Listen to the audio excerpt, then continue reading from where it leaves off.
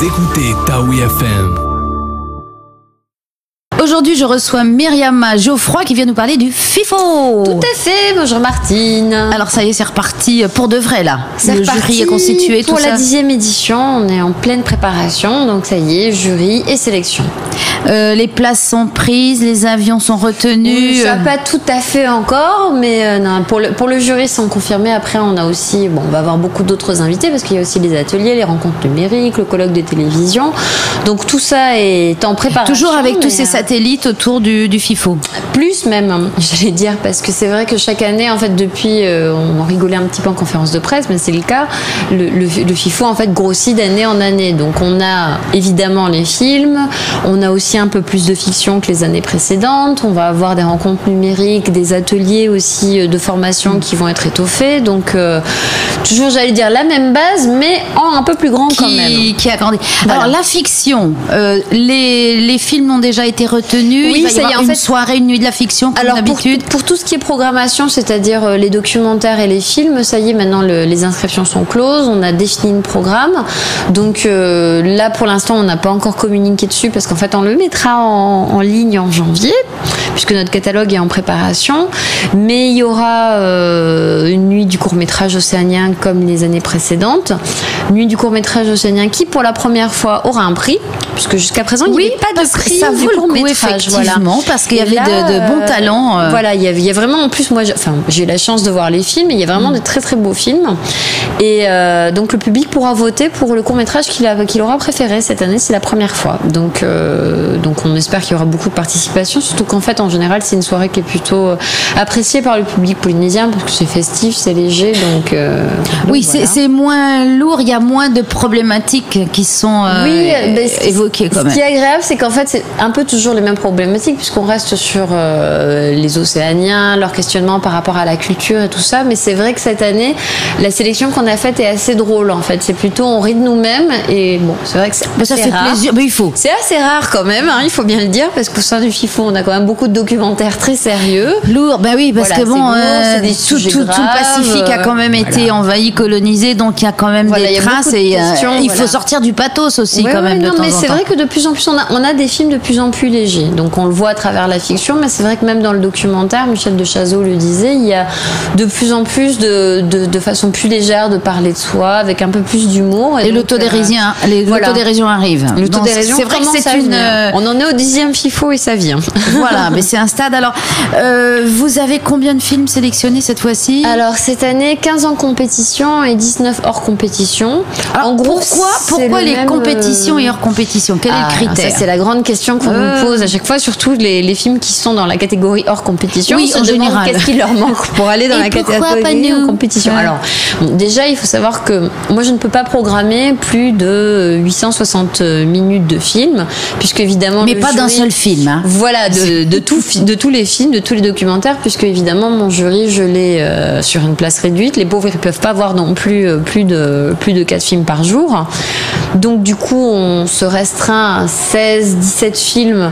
Là, cette année, il y en a 15 en compétition, puisque ça dépend un petit peu de la durée de chaque film. Oui, parce que j'ai l'impression qu'il dure de plus en plus longtemps. Exactement, tu as bien remarqué. Cette année, on n'a que des films, plutôt des longs métrages, c'est-à-dire ou des 52 ou des 90. Ah oui, carrément. Donc le FIFO grossit, mais la longueur des films aussi. Les sujets aussi. Donc c'est vrai que ça nous restreint un petit peu du coup dans le nombre de films. Il y en a un de moins que l'année dernière, tout simplement parce qu'ils sont tous beaucoup plus longs.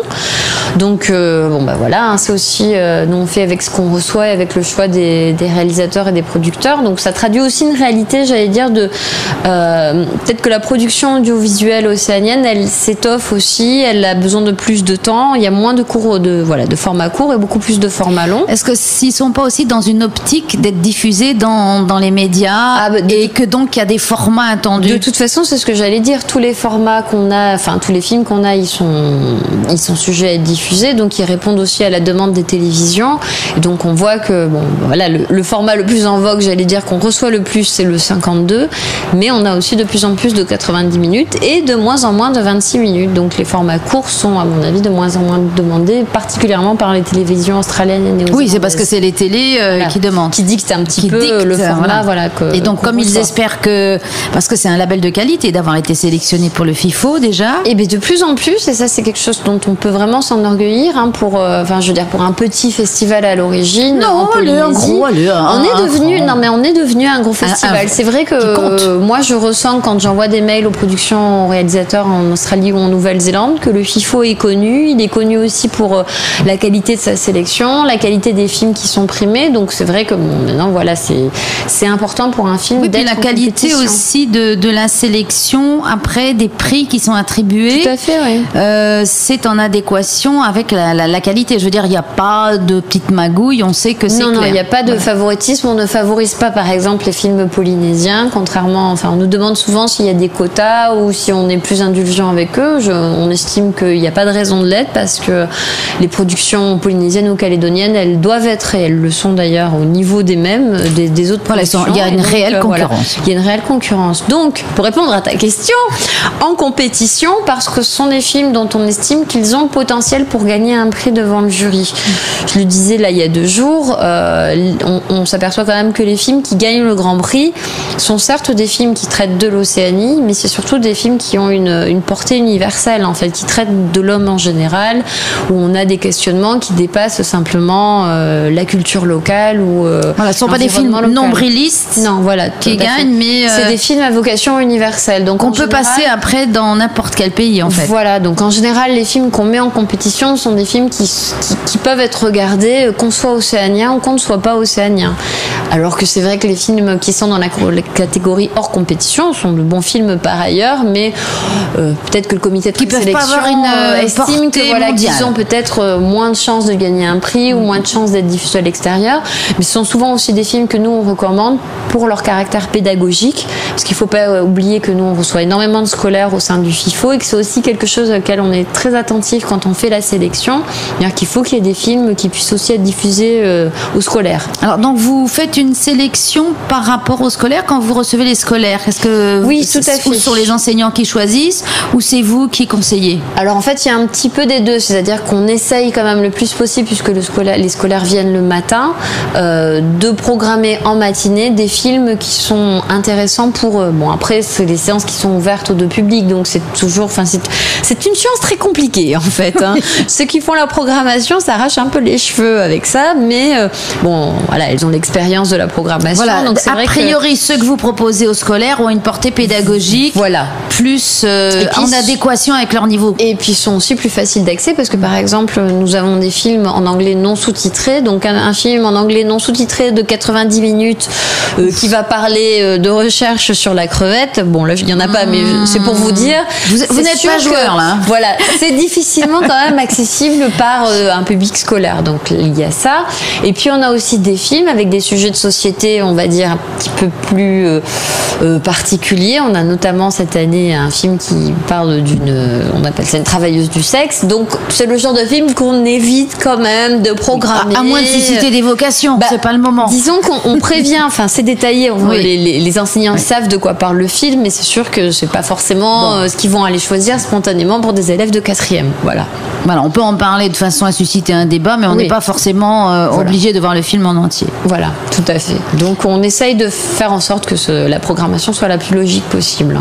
Et toi, dans ton petit cœur secret, je vais pas te demander de leur dire, mais tu as déjà des... Alors moi, j'ai pas encore vu tous les films. En fait, en général, j'évite de les voir, justement pour pas avoir d'avis et pour pouvoir tous les défendre. Après, il y en a quelques-uns que je regarde parce que on va dire que les débats du comité de présélection sont tellement enflammés que forcément, ça me donne envie de savoir pourquoi ils ont aimé ce film ou pourquoi ils ne l'ont pas aimé.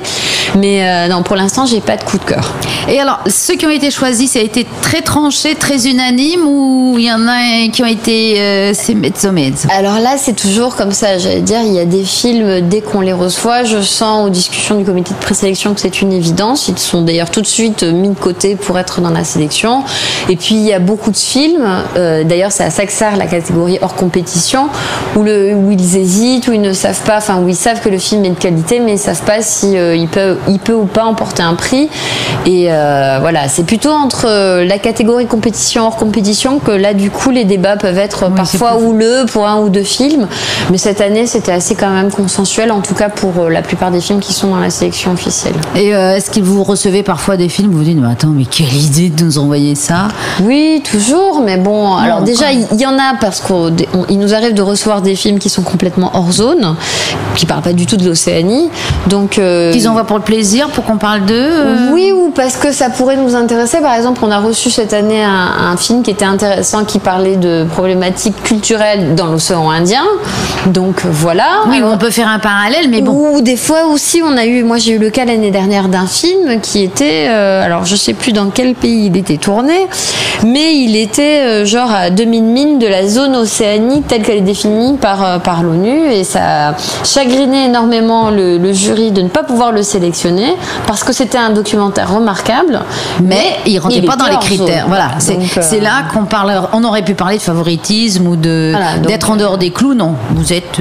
Ah, mais nous sommes même allés vérifier sur la liste officielle des pays recensés par l'ONU dans la zone Océanie, et donc voilà, comme ça permet de ne pas avoir de contestation. Voilà, on essaye quand même d'être le plus juste et impartial possible. Alors, question qu'on pose tous les ans, qu'on reposera encore l'année prochaine. Il y a encore beaucoup de films australiens, néo-zélandais par rapport à la production polynésienne. Et oui, forcément, mais j'allais dire, cette année, il y a quand même que 2 films polynésiens en sélection, donc c'est toujours très peu.